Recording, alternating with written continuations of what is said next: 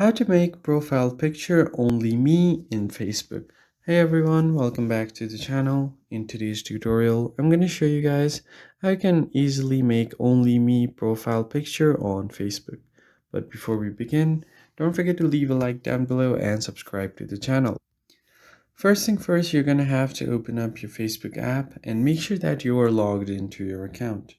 And once you are logged in, all you need to do is tap on your profile icon by tapping on your profile picture, or simply head over to menu and then tap on profile.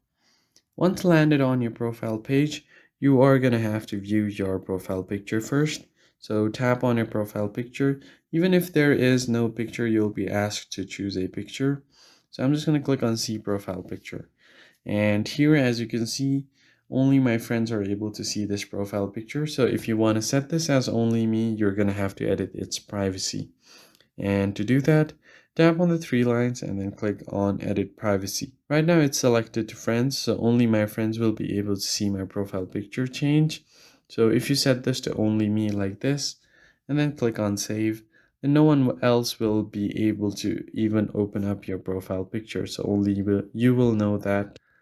And that's how you easily make your profile picture only me in Facebook. I hope you found the tutorial helpful. I'll see you guys on the next one.